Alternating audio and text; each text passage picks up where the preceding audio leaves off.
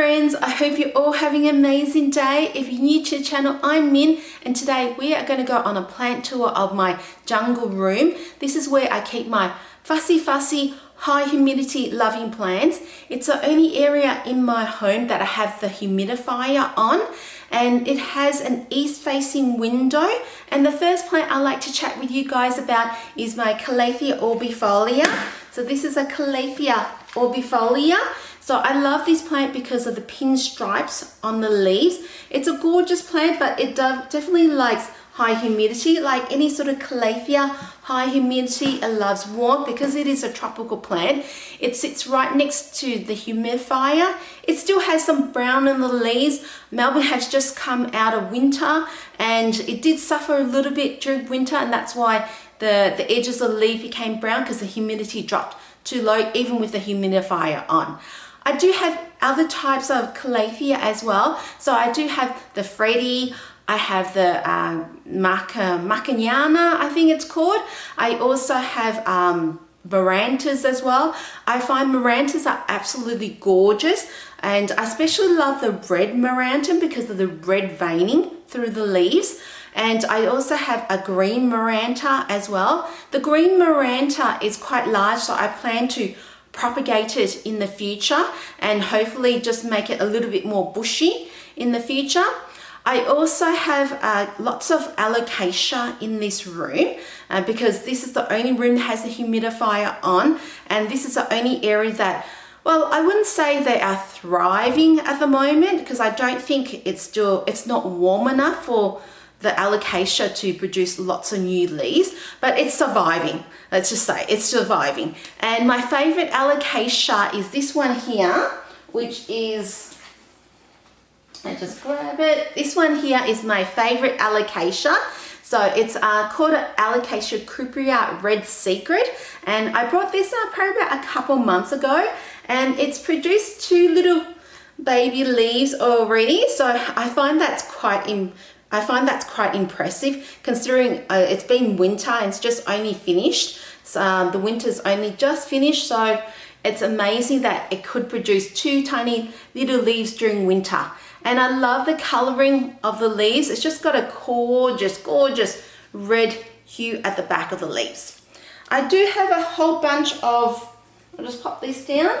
I also have a whole bunch of Dieffenbachias as well. I find Dieffenbachias, even though they're very highly toxic plants, so if you do happen to have kids or pets, I don't recommend a Dieffenbachia because they're highly toxic. Every single part of the plant is toxic, but even though they're toxic, they do have gorgeous foliage, and the foliage they have comes in a lot of different varieties. Probably my favorite one would be the tropical tiki, and I love that because of the pattern on the leaves. It just has these splashes of white and cream sort of strokes and dots all over the leaves, which I find absolutely gorgeous. I also have a Begonia Macalata whitey eye in this room, and it did suffer quite a lot over winter.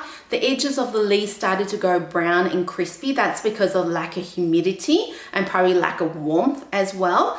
And what I'm going to do in the future is hopefully by mid-spring, I'm going to repot this plant and also prune and propagate it and make it look more bushy because it's actually quite leggy at the moment. I have a Begonia Snowcap. I absolutely adore this plant. This is a cutting I received from a friend about 6 months ago, and it used to be this big, and in 6 months it's grown 2 new branches and also a lot more leaves. And my poor baby did get affected by winter, not because of the lack of warmth or lack of humidity. It got attacked by aphids. One day I came out and it was just covered, absolutely covered in aphids.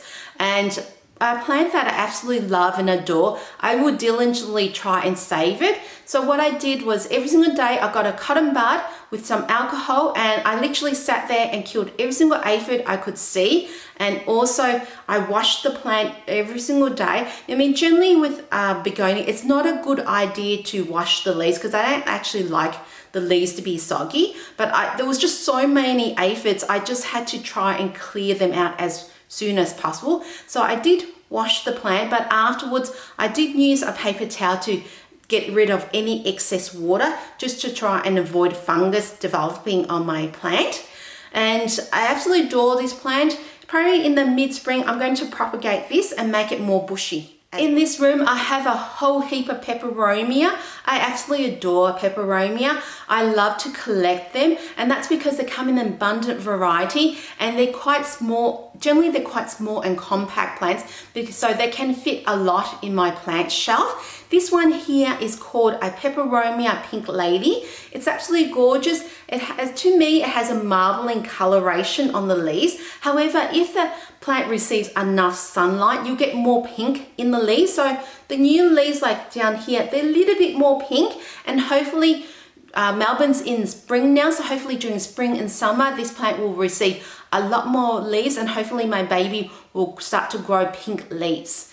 I have other types of Peperomia in this room. I have a Peperomia watermelon, I have Rana Verda, I have Piccolo Banner.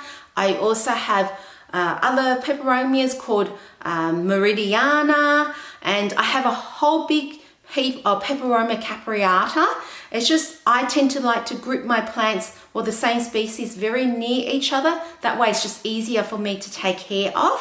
I also have some other propagations growing in pots as well. I have this one here, which is a ficus growing with some Peperomia as well. And that's because sometimes when I come home, I water some of my plants, the branches of the Peperomia break, and I just pop it in the soil and just see if it grows. And a lot of time it does grow, and sometimes it doesn't. I also have this Persian purple shield.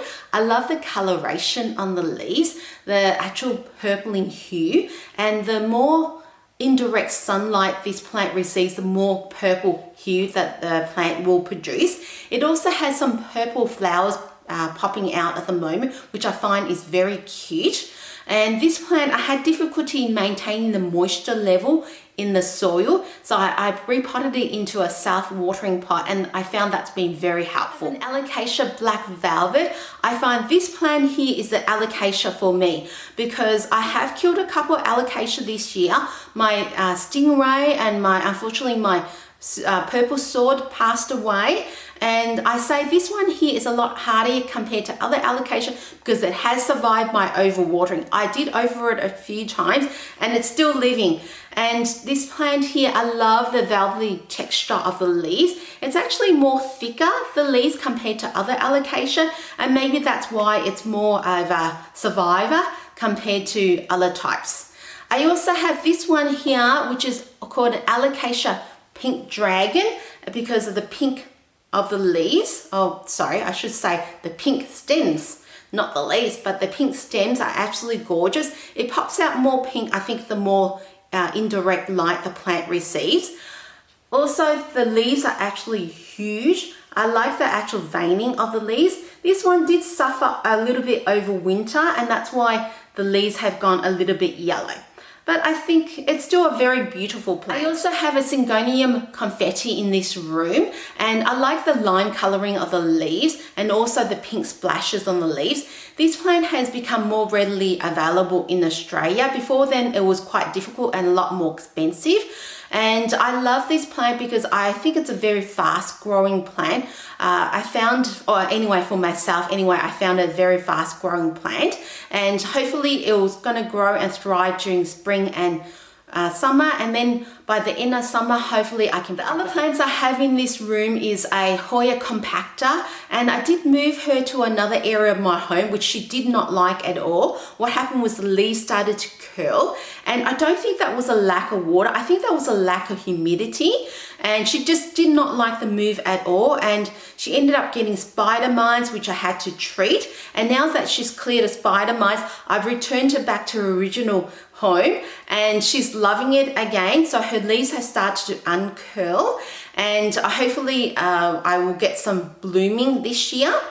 And also I have a couple of Haglamina, and they are gorgeous plants. I absolutely adore them. And my favorite one would be the Haglamina Maggie, and that's because I love big leafy plants. And this Haglamina Maggie, her leaves are absolutely huge, and she's growing and growing and growing. I absolutely adore that. And then I also have a Sunshine Gem as well, and the coloring of the leaves are more of a neon kind of colouring, which I think are absolutely gorgeous. So that's what I have in my tropical plant room. If you like this kind of content, don't forget to hit the likes button, help your planty girl out, and I hope you all enjoy the rest of your day. Have a wonderful time, and I'll catch you guys next time in the next video. Bye.